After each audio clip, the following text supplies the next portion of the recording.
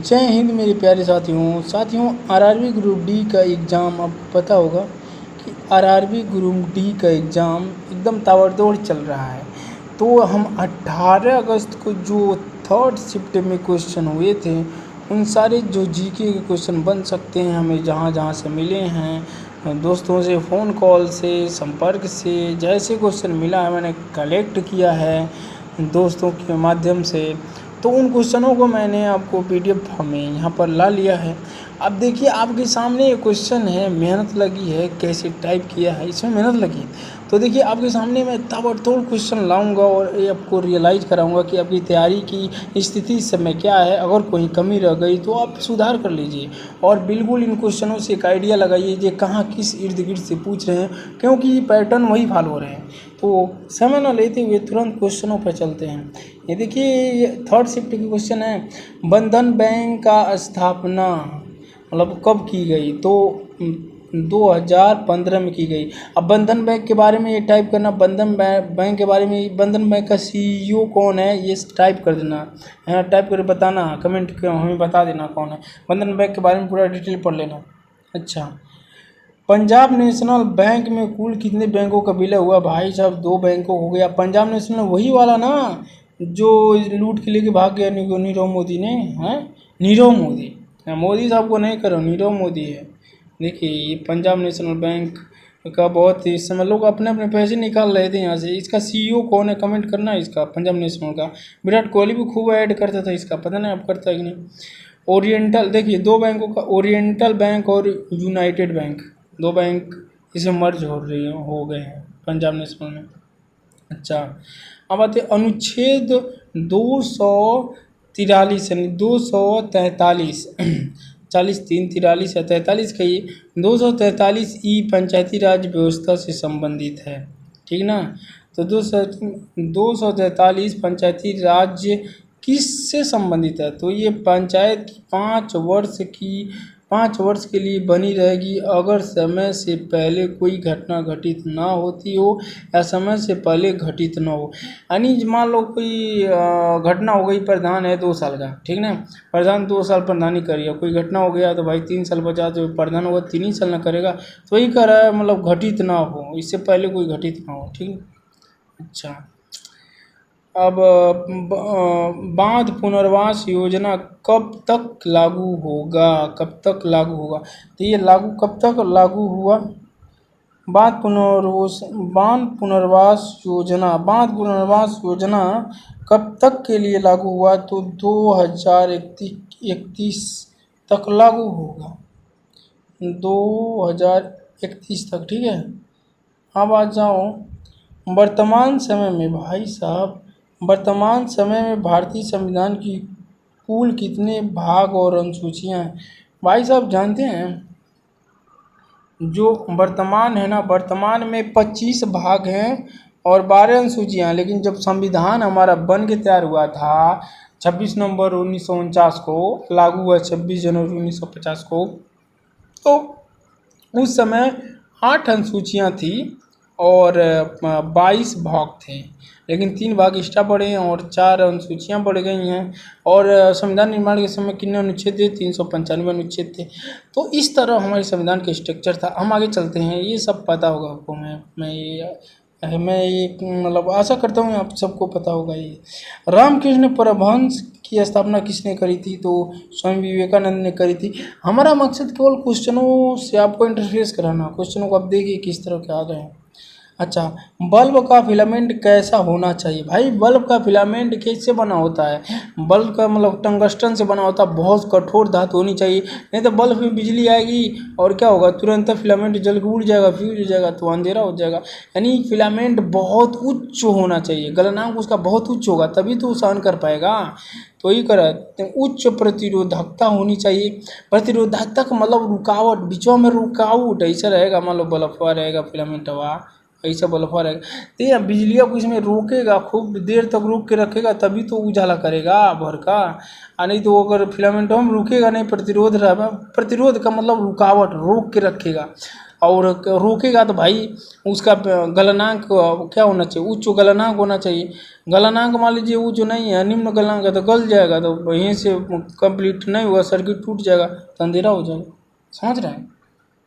अच्छा, 36वां राष्ट्रीय खेल गुजरात में किस शहर में हुआ? गुजरात के किस शहर में हुआ 36वां? अरे मोदी साहब सब लेके चले जाएंगे गुजरात में। हाँ? 6 शहरों में हुआ, गुजरात के 6 शहरों में हुआ। पूरे एशिया में भारत की भूमि कितने प्रतिशत?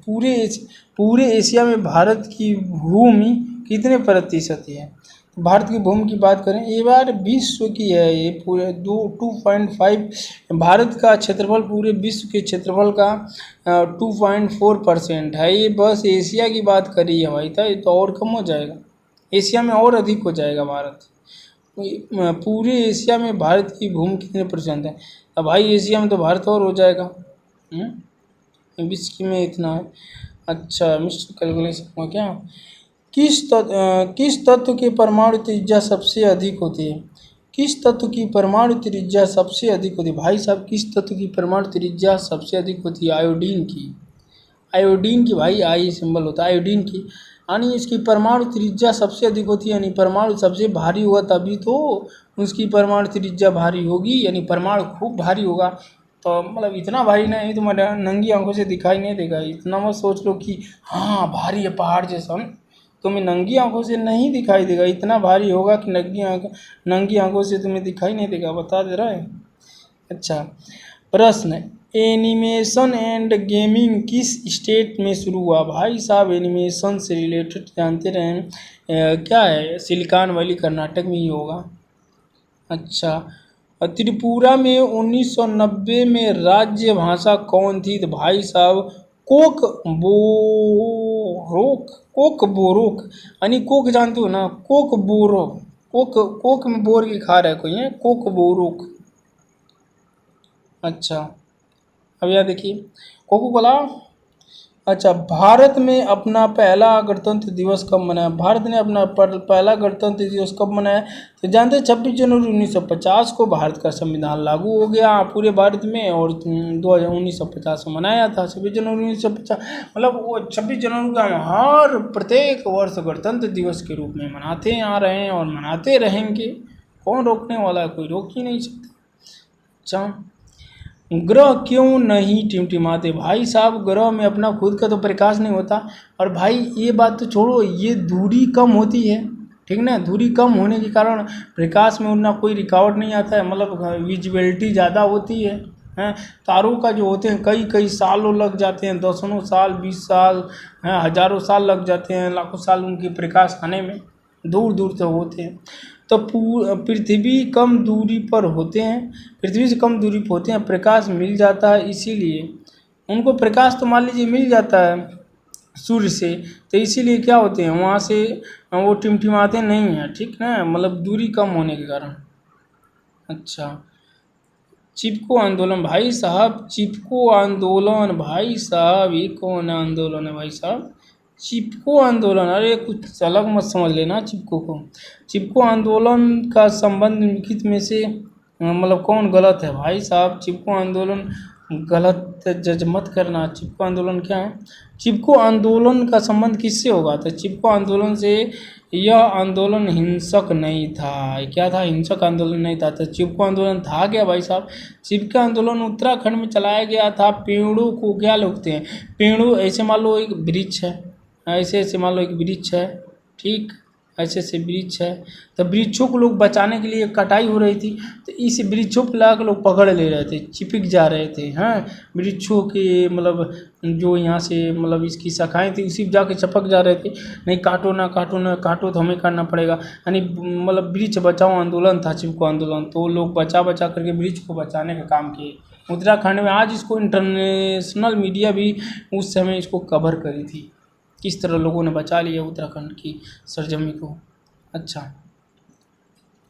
राष्ट्रपति और प्रधानमंत्री के बीच जो संवाद होता है वह किस आर्टिकल में है? तो आर्टिकल 74 में है। नदी बीते नहीं यार, नदी बहते होगा ये, नदी बहते हुए मुहाने पर मूर्ति, अरे भाई मूर्ति नहीं मूर्ति है, मुहाने पर मूर्ति है तो उसे क्या कहा जाता है भाई साहब? डेल्टा कहेंगे, मुहाने पर मुड़ेगी तो डेल्टा ही होगा ना। अच्छा हाँ तो देखिए ये डेल्टा हो गया, ठीक ना। अच्छा अब आते हैं छठ, प्रश्न है छठ पर्व किस राज्य का मुख्य त्योहार है? भाई साहब एकदम जहर क्वेश्चन, ये आप कमेंट करेंगे, आशा करते हैं कि आप क्या करेंगे, बताने की कोशिश करेंगे कि ये छठ पर्व किस राज्य का मुख्य त्यौहार है ना, बताने की कोशिश करेंगे, ठीक ना। तो मिलते हैं अगली वीडियो में, जय हिंद। लंबी वीडियो हो जाती है।